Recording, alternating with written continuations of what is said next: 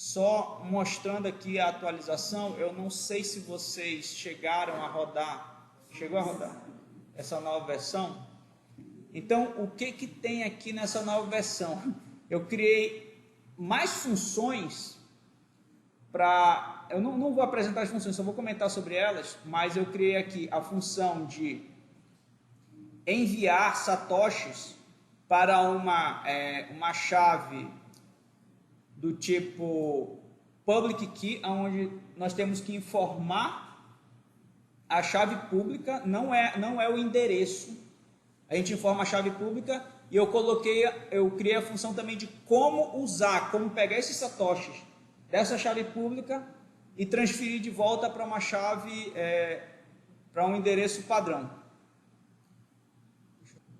Esse spec UTXO aqui, essa função aqui ela é importante porque, vamos bem aqui, eu mandei para vocês lá no grupo esse link aonde você coloca o endereço da sua carteira e ele apresenta os UTXOs que não foram utilizados.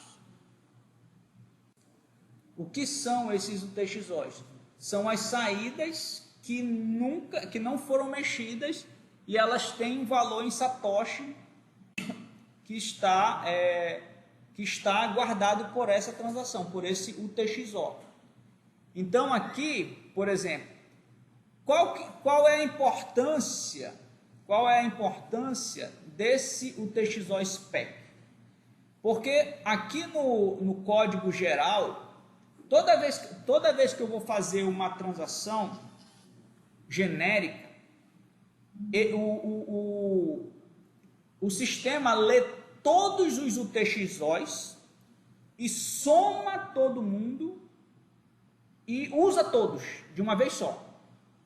A aplicação geral. Nessa aplicação específica, onde você tem um UTXO específico, o que você pode fazer?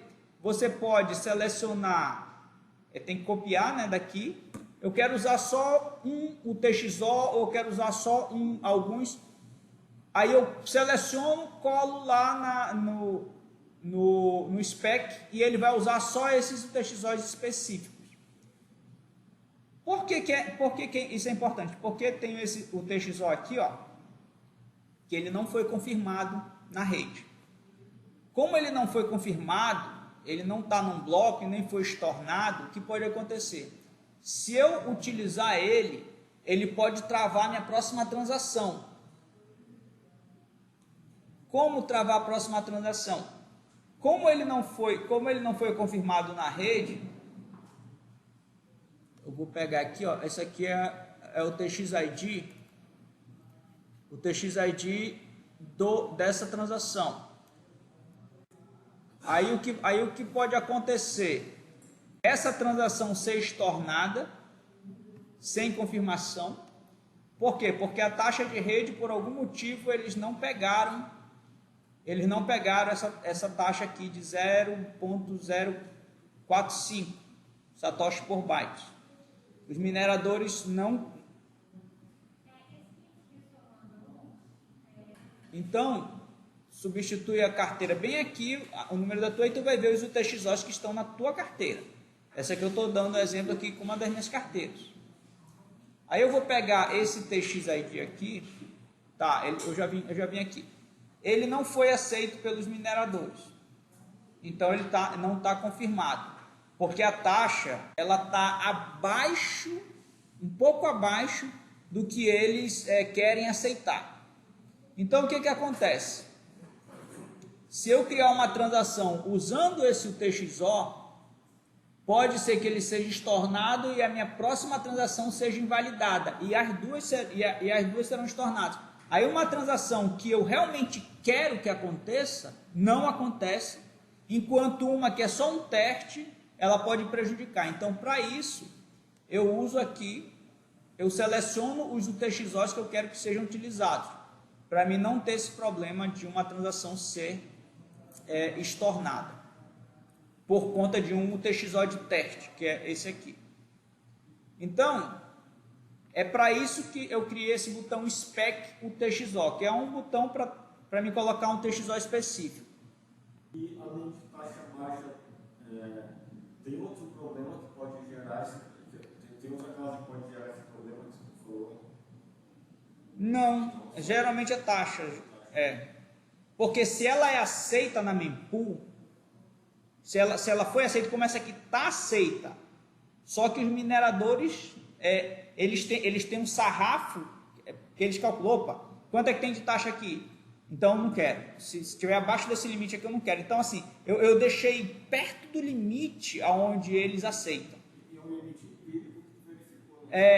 Não é um limite muito bem definido, é entre 0,05 e 0,046. Eu não sei exatamente qual é. Eu deixei um pouco abaixo de 0,46 e ele não aceitou. E é variável isso? Assim, É variável ao longo do tempo.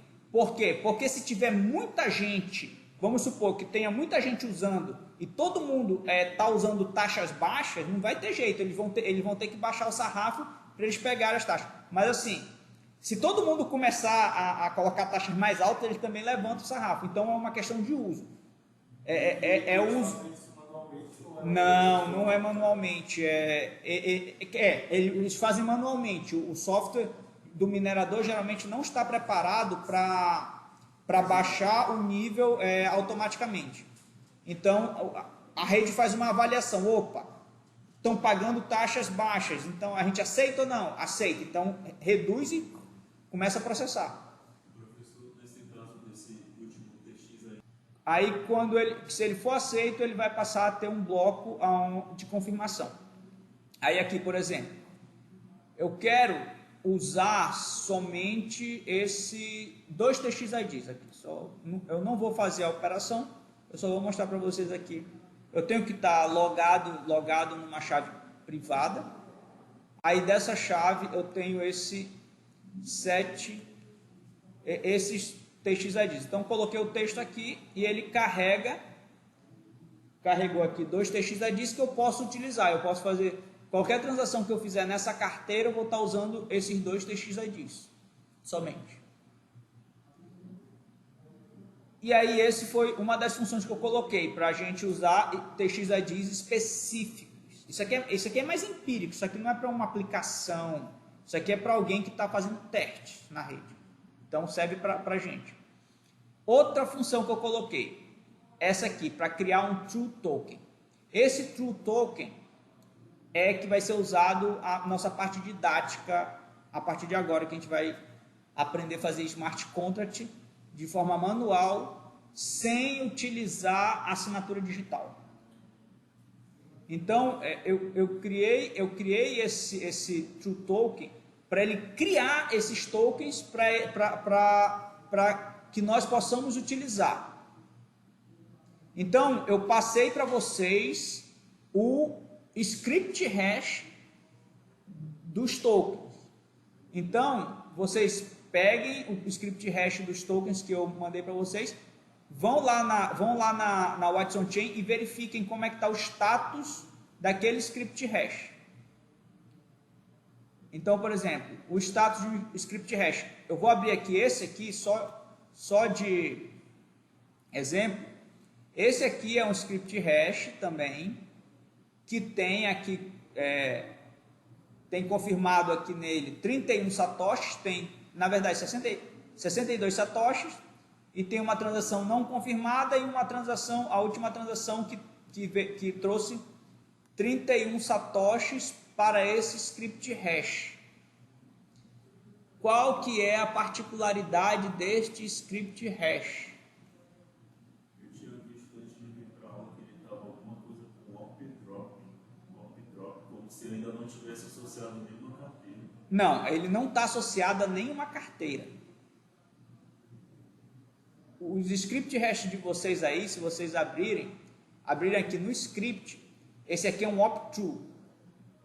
É o script mais simples e mais inseguro que existe na rede. Porque ele é aberto.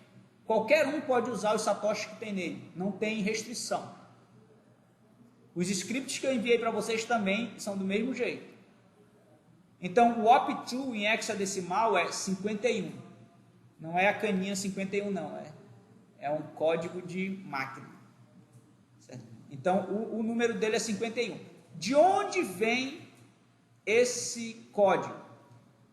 Se vocês virem aqui nesse site, Bitcoin SV Wiki, tem o conjunto de opcodes. Então, isso aqui é o conjunto de opcodes que a máquina virtual do Bitcoin executa. Então, se você procurar aqui, pode falar.